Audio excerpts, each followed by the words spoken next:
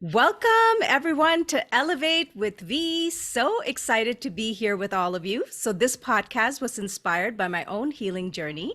I aspire to share amazing healers and coaches to help us each elevate on our journey so we can keep aligning with our soul's calling and gifts. I can't wait to introduce my guest today, Tony. I connected with him through Heather and through their Tuesday Talks live show, which I've been following and participating for in a while. I have also tuned into Tony's channel and his sessions, and I can't wait to learn more about his journey today. Welcome, Tony. Hello. And Tony's official bio is he has worked 30 years as a paramedic and on law enforcement, serving on many special teams such as SWAT, Hazardous Devices, Flight, Disaster, Search and Rescue as a team leader. But now he has taken all of those years of training and experience as a warrior healer into the quantum realm as a soul center healing hypnosis practitioner, rescuing and assisting the healing of clients as well as lost souls. He is also the owner operator of Ropes and Wings Ranch in East Tennessee, providing local, clean, organic meat, produce to farmers market, and soon will be a place to come reset, heal, connect, relax as a healing center. Wow. I love that. Oh my goodness, Tony, we're going to have so much to talk about today. We're definitely not going to be able to get to everything. So, Oh, but that's a very, lot. very, very, yeah, that's a jam packed. I'm like, wait, Tony, when did you start doing all of this stuff? When you were 5? Well, welcome again. I'm so excited to have you here, and I can't wait to dive into a little bit about your journey today. Yes, absolutely. Well, I'm older than I look. Well, you're aging very well, Tony. I'm reverse aging. See, this is what we're talking about. Maybe that's what this should be about. Like, how do we do that, Tony? Share your secrets. Well, I 100% believe that our thoughts are that powerful that if we envision what we want to look like, think about it, feel how it feels to feel that way or be that way, it will be. I think you could change your entire look just with that. Heather, Kaz and I actually joked around because Kaz, we talked back and forth on Telegram, and we heard Heather was, you could hear her running on a treadmill, and we're like, oh my God, that's terrible. And I'm like, we have to think of something else to do here. We need to we're going to do sleep fit. We're going to think about what we want to be or what we want to look like just before we go to bed. And when we get up in the morning, it's going to start changing. It's going to be exactly what we think about and what we feel. So sleep fit. Oh, I like it. Oh, I see a whole new, whole little spin-off going on over here. I love it. Um, so, as you know, this show is about healing journeys. So, I would love to kind of dive into that a little bit today, and then obviously get into all these amazing, juicy parts of your bio that you've shared with us. So, what event or events kind of like led you into stepping into kind of what you would say is your healing journey? I'd have to say probably everything that everybody else says is the planned pandemic.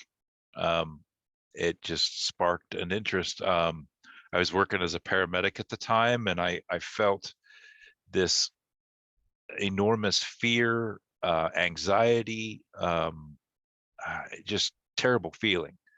And I'm like, I have nothing to be afraid of. I have nothing to be fearful of. I have nothing to be anxious about.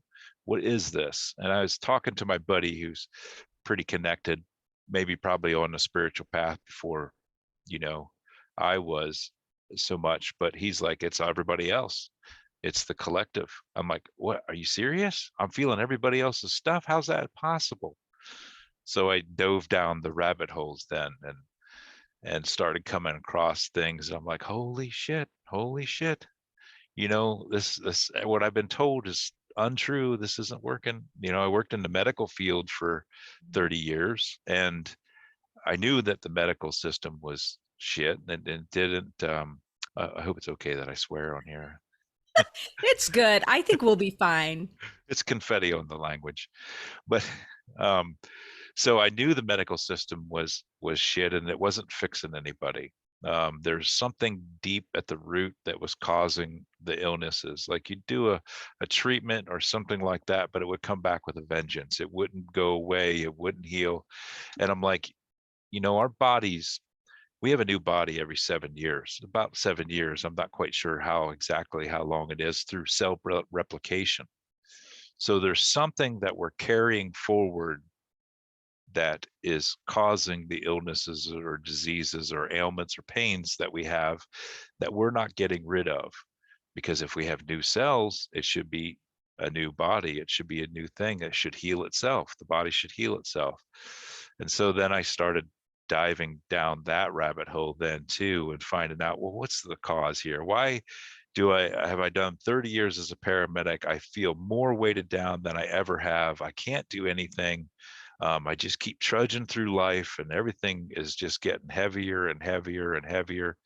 And there's something there. And I come across Dolores Cannon, and then that opened up the whole thing. I'm like, holy cow, that might be it. It's past life stuff affecting me. Traumas that happened in the past life that are affecting me. So I was watching Dolores Cannon, and then I come across, and I was going to take her training. I was going to do her course. And I'm like, well, we're in this thing where we can't go out and see anybody, and everybody's all paranoid. We're going to have to do something online. So then I found Beyond Quantum Healing Hypnosis, which you could do online. And I'm like, well, that's it. So I took quantum healing hypnosis, but I never really got any traction with that. I was doing, friends, close family, but I never really got much traction with it. In fact, what set me off then was on a different path. Was I was doing 2 sessions on my wife, and I ran into these. I got her to progress to a dirt road street, but I couldn't get anything more done. She said that she had a black something on her chest. And I'm like, oh, there's something here. So I flood it with white light. That pisses it off. It makes her more anxious. She's sweating profusely. She's panicking. She's like, I have to come out, even though she's not really under. She's just in a deep daydream. But she's like, you have to bring me up, or else we have to stop this. I'm like, okay. So we did that. I'm like, I need something else. And I was watching Heather Hink, of course. And just about that time, she started doing entity release. And she mentioned this lady named Laura, and I couldn't find Laura for the longest time. I'm like, that's who I need to find to get training on how to release this stuff. And then one day on, I forget what show it is, I saw her on a show where it was entity. They were talking about entity release. And I'm like, that's her. That's the lady I need to go to get the training. So then I went to take soul center healing hypnosis, and then everything else is kind of a done deal. We started releasing entities. To me, that's my most favorite part. I kind of call myself a demon slayer, but it's not really demon slaying. It's demon alchemizing. Ooh, I So like that. so we're actually helping, and I don't like to really call them demons because they're just lost. They're lost from light. They were lied to and deceived to do a job or a task to keep, the humans down, keep the light from coming in, whatever that is, and they just forgot about it. So they're just lost from light. And so now on a daily basis, I'm rescuing souls left and right. And all my training as a paramedic and being on all those different teams, I'm a hostage negotiator. I am an investigator. I put all that into the astral realms, which is pretty crazy. I'd never in a million years would think I was doing this. So here I am.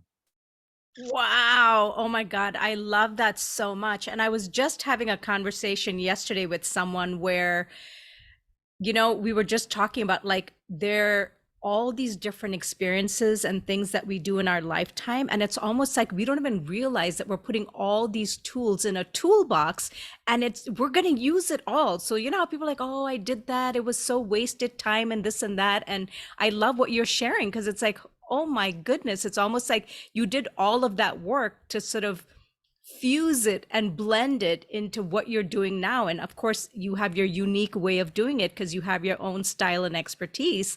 But I absolutely love that. That is so amazing.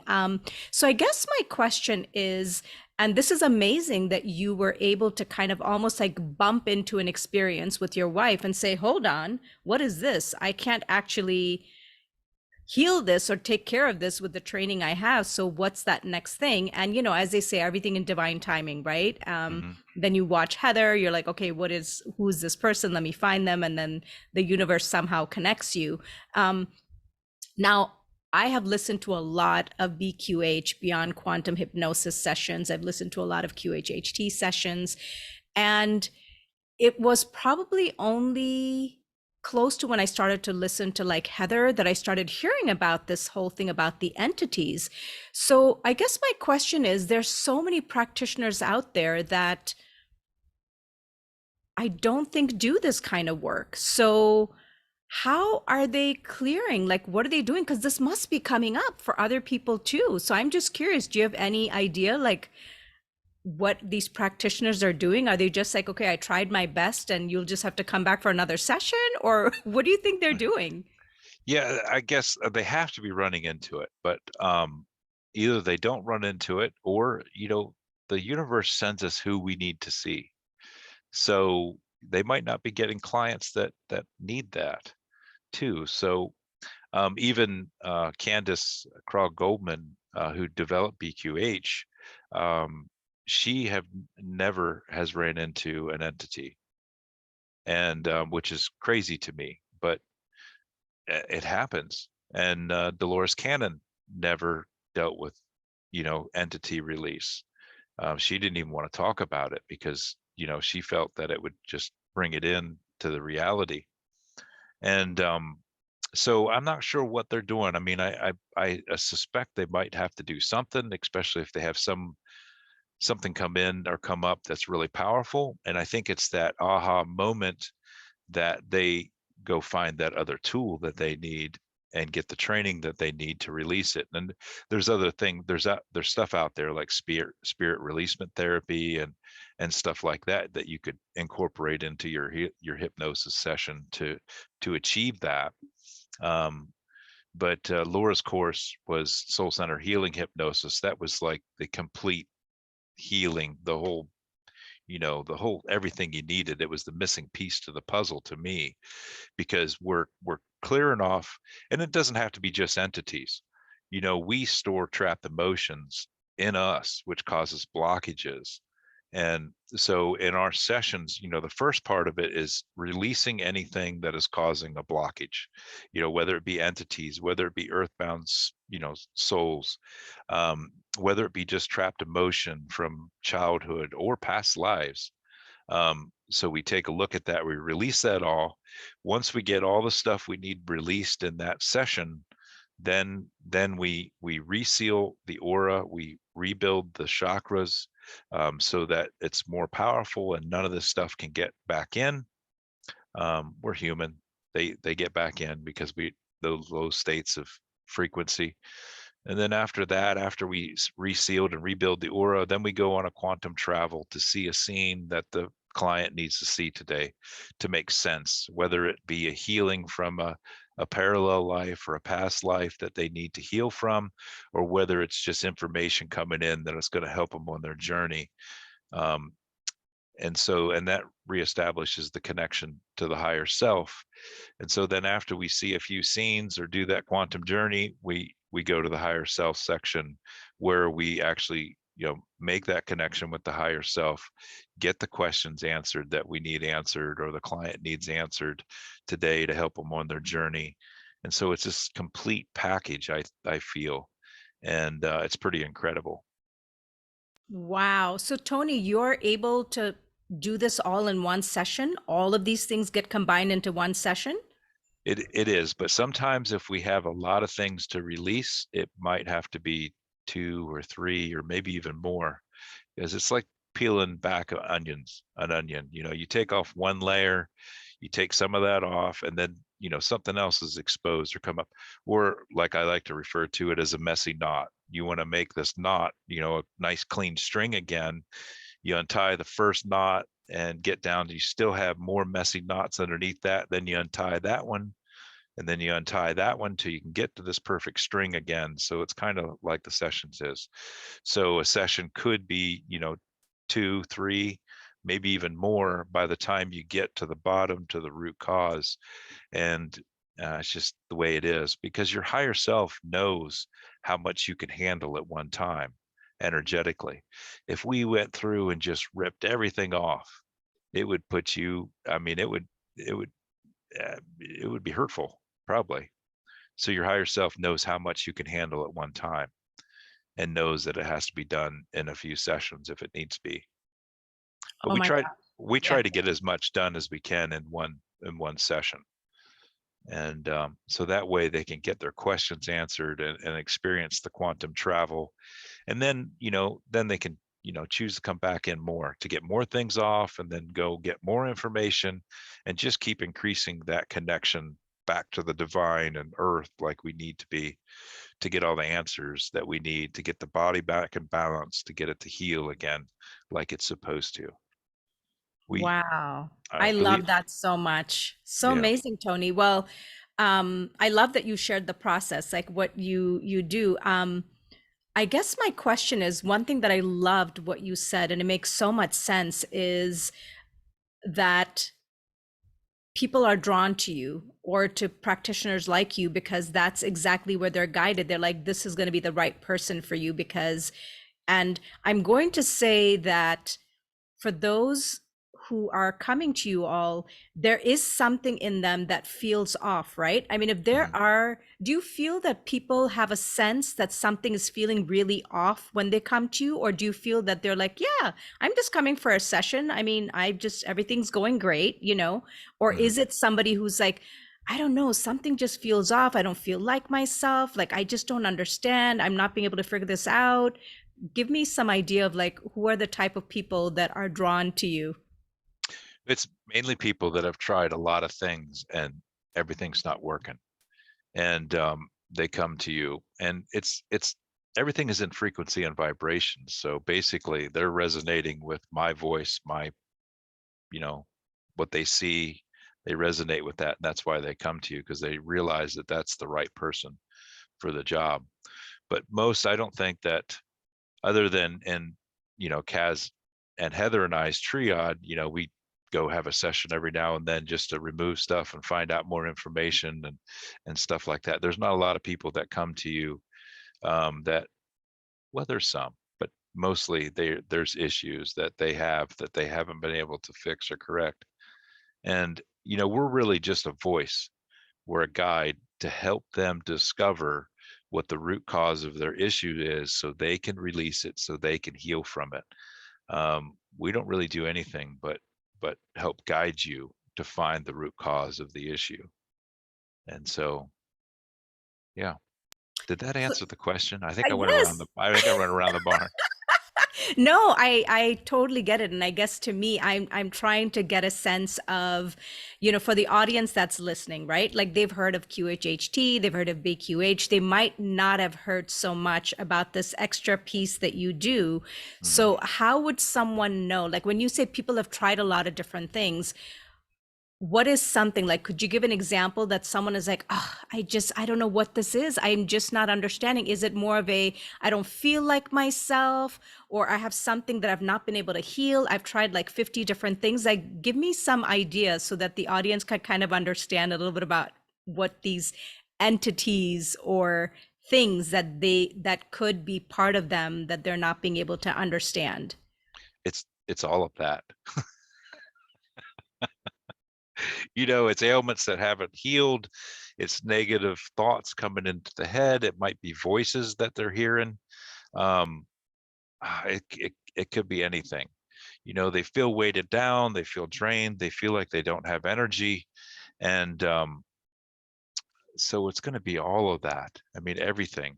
people come to you for, because something's not right. They're doing this treatment, they're eating right, they're trying to be healthy, but yet there's still issues there.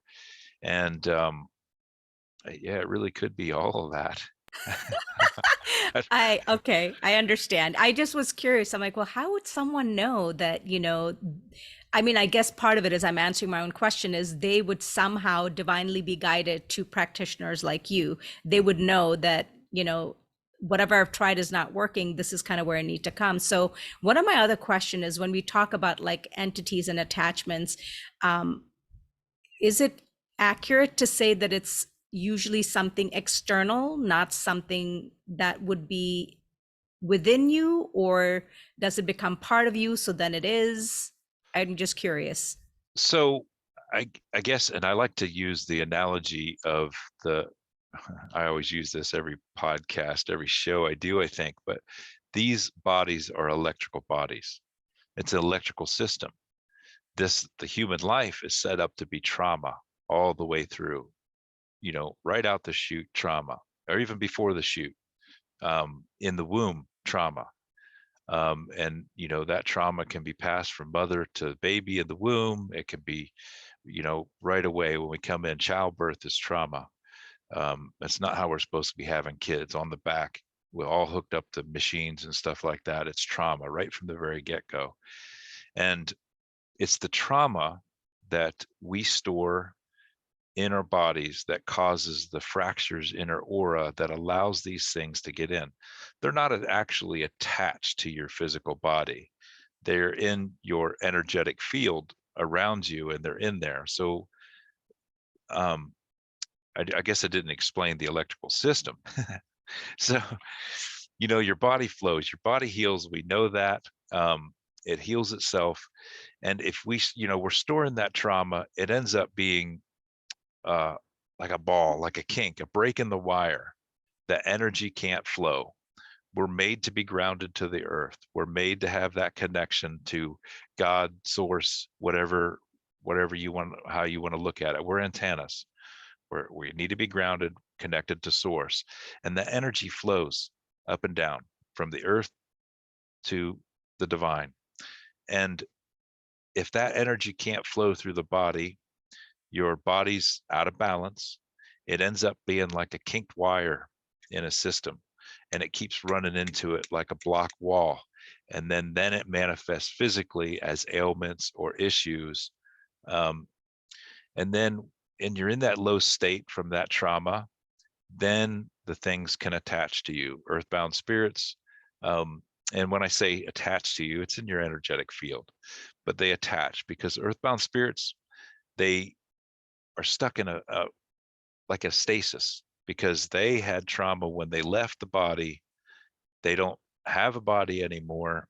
So they're stuck in a stasis. They didn't cross over, so they're not healed, and they're carrying all that emotional trauma and baggage with you. So as a human, when we're in these low spots, um, they attach to you because everything is in frequency and vibration. So we're vibrating at the same frequency they are, and they're trying to help sometimes, the earthbound spirits. They're trying to keep you from being in the same condition, they were. But unfortunately, they bring all their baggage and trauma with them. And so that gets piled on top of you yet. So their pain, their issues all get piled on you. And then it starts just building up. It's just still collecting, making that wall, that blockage bigger and bigger and bigger. And then it'll start manifesting into the physical. So I don't know if that answered your question, but I went off on a tangent again. No, I love the detail, and I think that's really wonderful for people to kind of understand the energetics.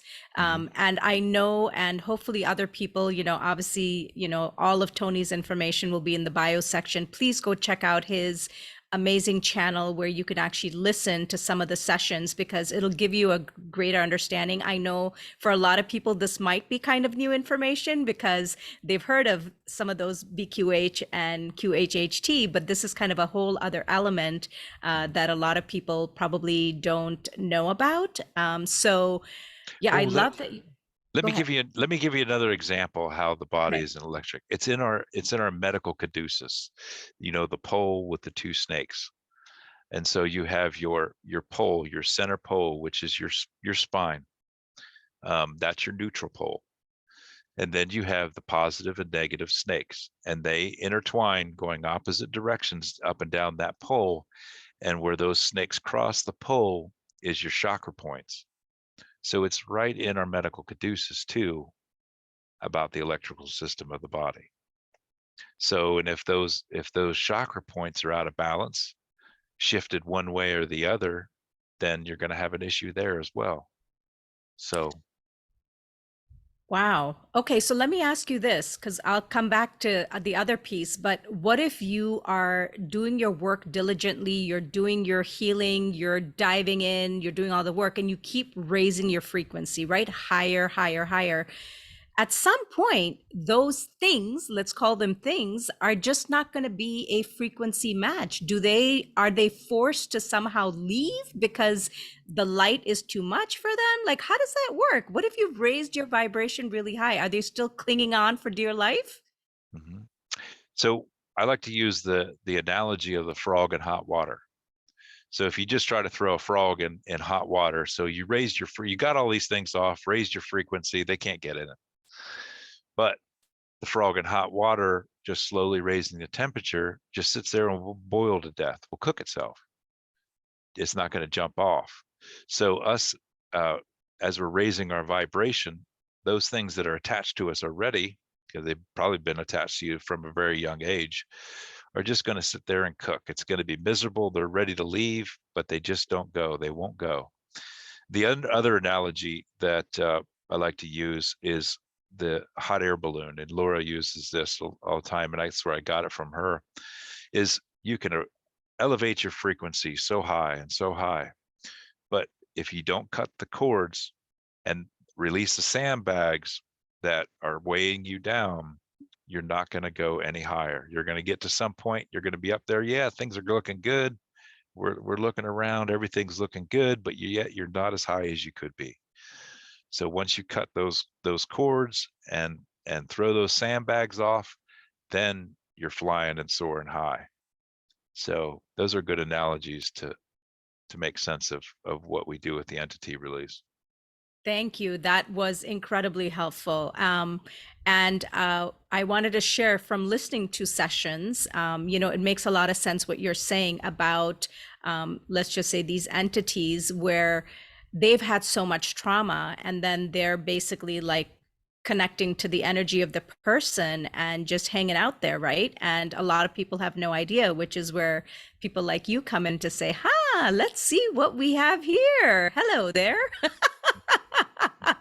And let's have a little conversation. So, I did want to say one thing because I want to be very careful to not have anyone go into fear because, sometimes you could be listening and saying, wait, so does that mean I have entities? Do I have things like attached to me like that I don't even know about? So, I think my understanding is that unless something is showing up in your field that's causing you concern or pain or you're not being able to understand, if you're generally feeling fine, like it's okay. So I think that's an important thing too, like when people listen to something like this, to not go into this fear of like, oh my god, what is attached to me. Yeah, absolutely not. Don't go into fear about it. Like I said before, is these things have been with us for a long time. We just didn't realize it. Now all of a sudden we're realizing it, and now we see it. And Yeah. so it's not any kind of emergency like, oh my God, I need to get a session now. They've been with you for a long time, whether you knew it or not.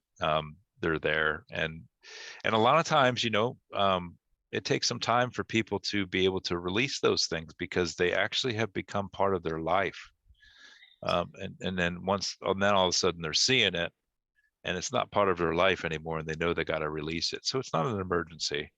Um, Definitely not. I mean, we can handle this. You're more powerful than they are anyway, and it's all good. I love it. Well, let me ask you this. I know you're a practitioner, but that doesn't mean that, in addition to doing your own work, do you ever feel, I mean, do you feel that all of us probably have some Oh yeah, things that are connected to us. So do you tend to also get cleared with the help of like a Kaz or a Heather from time to time and vice versa? we do. And I do it, quite often, every few months, whenever I feel like I need it. Something's weighing me down, something's going on, something's not right. I got a pain here that's just not going away. And we'll go in and have a session and do it every few months, keep clean and clear, and get the new information that we need. It's really important to do that. It's like a wellness check, Yeah. if for that better, lack of better terms. It's like a wellness check. Go in every once in a while, have a wellness check, make sure there's nothing there, get more information, elevate higher, raise your frequency, figure out more things. So every session is just a good healing session. I love that. So I guess my question is this is any part of this something that people can do on their own, or is it best to go to a practitioner because they know exactly how to do it? Is there any element of being able to do this on your own? If you are someone who's into spiritual practices, you could be a healer or things like that. Any Mhm. input on that? You Yeah, you could do it on your own, and I absolutely love it, because I actually call these sessions, they're retraining. They're helping you to remember how we used to do this, how you can get into that deep meditative state so you can heal yourself, so you can get the answers for yourself. It's heal yourself therapy. Um, uh, Gordon Gordon Smith coined that. I think I've heard him say that. It's heal yourself therapy. We're helping you to remember and retrain yourself to be able to heal yourself.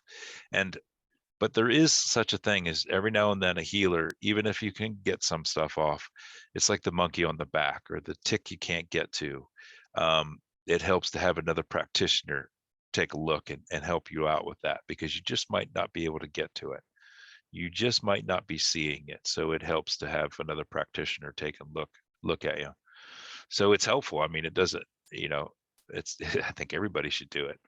It's, Yeah, I love that. Thank you for saying that because I think it's really important that healers need healers. You know what I mean? So yeah. it's like even we all need some assistance from time to time. And why not go to someone who's an expert, right? And, Mhm. you probably tell your clients all the time because you probably have some people who come back to you a few times. And at some point, you're probably going to be like, okay, you've done great.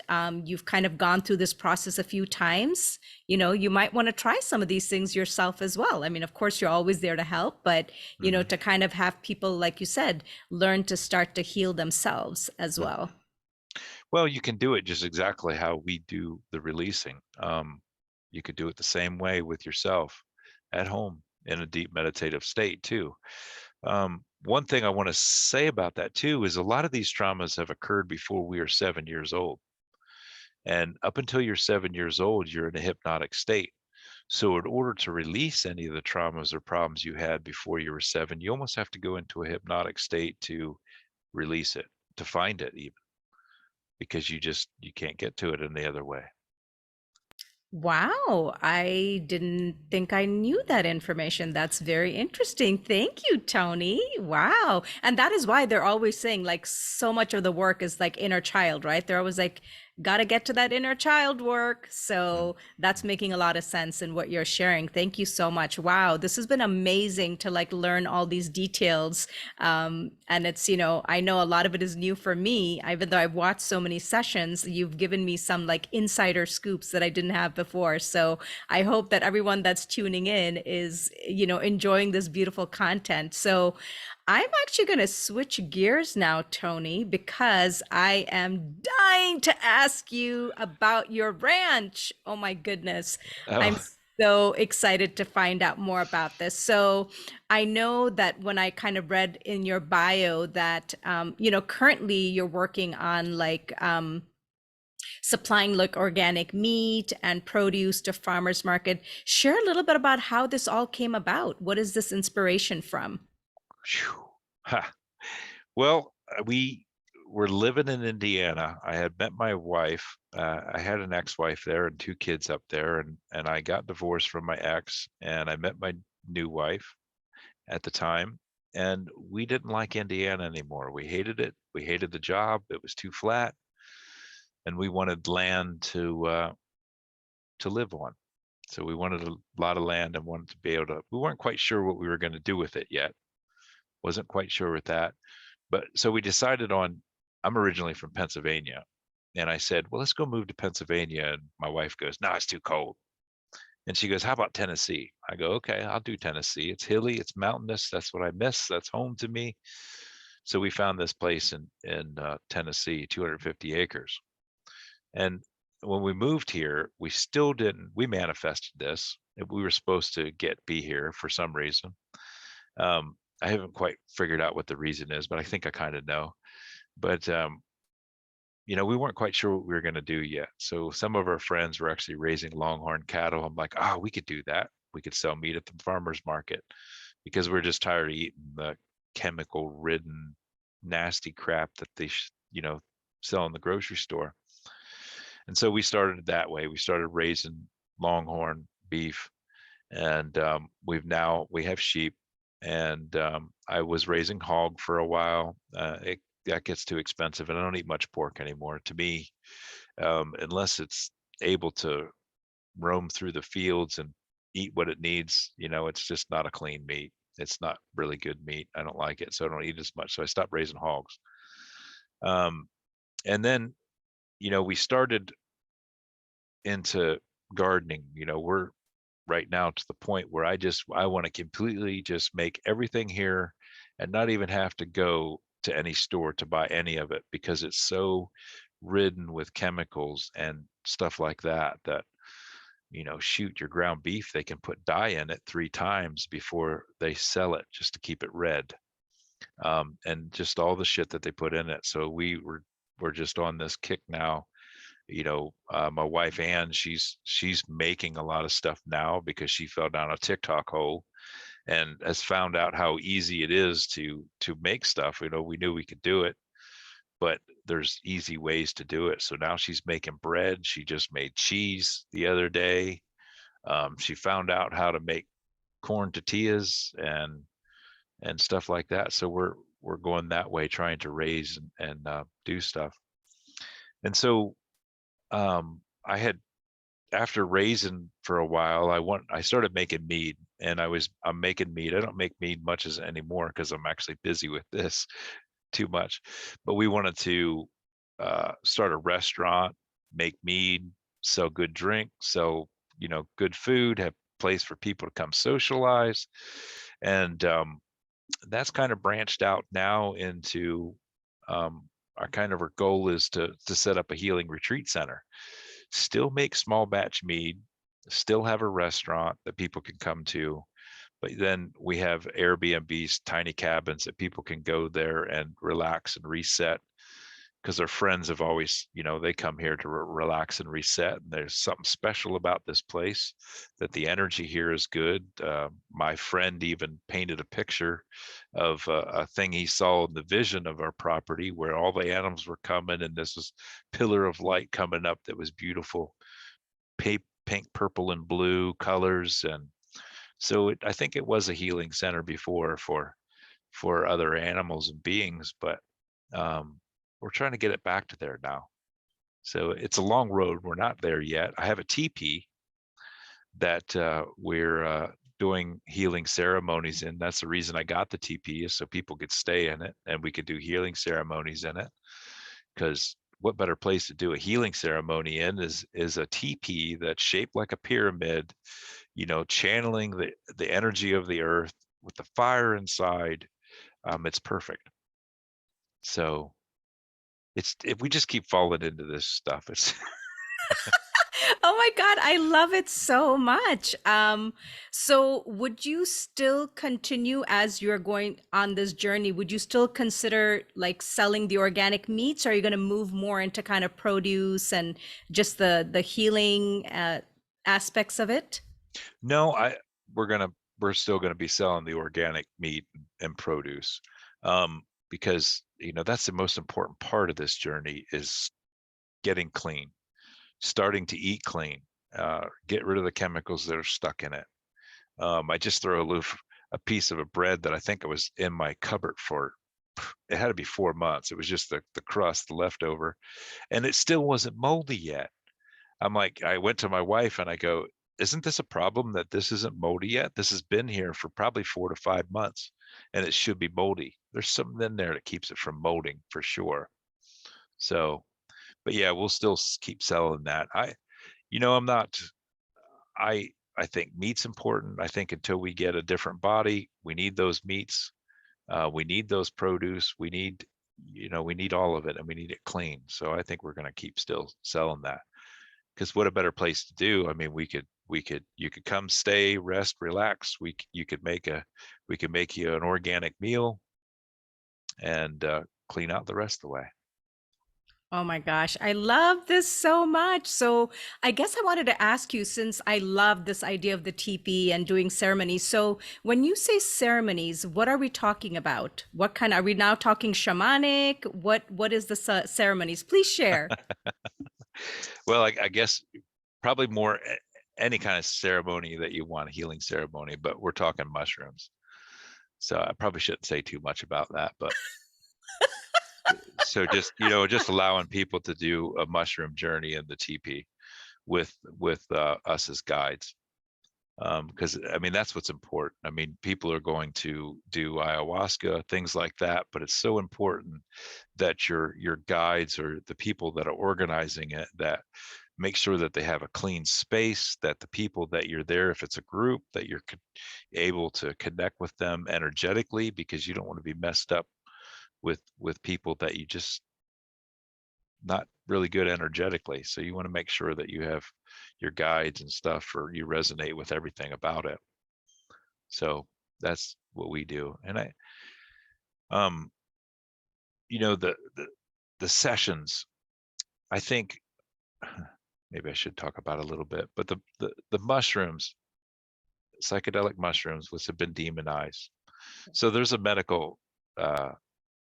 a medical science to the mushrooms. So the mushrooms actually not repair, they remake nerve connections. So the reason I got onto mushrooms was my buddy he was carrying a glass, and he fell onto the glass, severing, nerves in his fingers. Like 3 of his fingers lost the feeling, severed the nerves. And so the doctors told him he would never get feeling back in those areas. And he said, well, screw that. So we researched it and found out that psychedelic mushrooms actually regrows nerves. And then lion's mane actually repairs the nerves. So lion's mane, which is an edible mushroom, it's really, everybody's heard about lion's mane. It helps repair the roadways, and the psychedelic mushrooms makes new roadways. So if you think about that in your spiritual journey, we have severed the connections that used to be there through programming, through the way we were raised and stuff like that. So if the mushrooms remake roadways, it's reconnecting those connections that were cut off. And that's, after a journey, and you see everything that you need to see, the mushrooms show you what you need to see, then you're opened up to it. Then you come in and have a session, and it's more of a scalpel approach. It's more of I don't want to say, yeah, scalpel. It's more like a scalpel approach. It's more like surgery when you come in for a session, because then you have a guide to help you to get to the root cause and figure out what's going on with your body and what you need. So yes, the healing ceremonies are mushrooms, Oh, wow. Oh my goodness, I love this. So, but is we only this do that with close people. So we're not doing that to anybody else. No, I totally understand. So, is this very much self-taught, or how did you go about learning about all of these things with the mushrooms? It's pretty much self-taught, just researching, just going down the rabbit holes and finding things out and researching on your own. Yes, I pretty much it. love that. Wow. And so, when you were talking, like getting to the root cause, are we coming back to kind of the same things, which is like, what is a trauma or what happened? Like really getting to those kinds of things, right? To heal from that space, because we know that anything that happens to us, there is that deep connection. Hmm. Yep, absolutely. Get back and find that root cause, and us as a guide can help you get to find that yourself. so you can heal from it and fix it, reverse it, change it. Wow. And so how is your buddy doing now? Oh, great. He has feeling in his fingers. I mean, it actually works. So he has full use of his hand and no issues at all. Wow. There's the So, testimonial right there. right. Well, and I'm not condoning doing it or not, just whatever resonates with you, follow your guides. But it does help, helps a lot. I Opens you love up to the possibilities of things that are the reality that we're in. Yeah, I love this so much, Tony, because I'll be honest, like this is coming up in my field, and I'm sure for other people too, so much about mushrooms. Like I literally have a friend that I just love and adore. She is very much into ayahuasca, Hmm. but she got like a deck. The entire deck is mushrooms, like the tarot deck or like a oracle deck. I'm like, there's a mushroom deck, and she was just using it the other day in a reading. And I'm telling you, the messages that were coming to this, I was like, wow. So I feel like there is something like you're already tapped in. You're a little bit ahead of the curve. It feels like in terms of this coming out, but I love that there's now another tool, another natural tool, something that was probably around for, probably centuries that then kind of disappeared in the midst of everything. And it's getting a chance to resurface so we can learn more about the beauty of mushrooms and their medicine. Well, and so, I mean, research it yourself, follow your own guidance on it. But I believe that because I first started with mushrooms, microdosing mushrooms, back when I started my journey, I was having all these issues, anxiety and stuff like that I didn't know about. I had a brain fog, I didn't feel like I could think. I didn't feel like I could speak. I just weighted down. And my buddy, I was talking to him, he's like, well, you ought to try microdosing mushrooms. So I researched it. And microdosing, it's a small dose, it's not the psychedelic dose. You're taking 100 milligrams to 300 milligrams of it and taking it for 4 days, and then you take a break for 3. So if you research that, you'll find people getting off psych meds. They're curing depression, they're curing suicidal thoughts, they're everything. It's curing it all. They're curing drug addictions, just because it reframes the mind and makes those connections again that we used to have. And I feel like that was the start. That was the true start of my journey, was taking microdose of mushrooms. And so I think they're important. They were important in my journey. Maybe not for everybody, but they're important in my journey, because the brain fog lifted. I felt more happy, more joyful. Those connections were reestablished.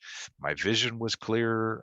Just all kinds of things. And then you start seeing things. Then the videos start popping up in your feed, and you start researching stuff and looking things up, and you're like, holy shit.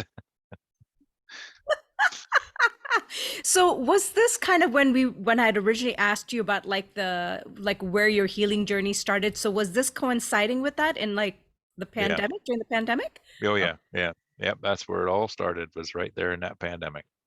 wow. Well, look where you're sitting now, Tony. Holy Yeah. smokes. Like talk about like complete transformation of like where you were. And of course, the work that you were doing, obviously, even at that time, super impactful and wonderful, but you just knew that this is not it. Like this is not it. Like something else is calling to you. And then, like you said, coming down all of these wonderful journeys to kind of sit where you're sitting now, and not only doing what you're doing, all this exploration, looking to kind of create like this healing center. It's so amazing. This is Mhm. so wonderful. I mean, I've just enjoyed learning about you, your journey, all the different things that you're dabbling in, and kind of offering back to people. I think it's just amazing. So thank you so much. You're welcome.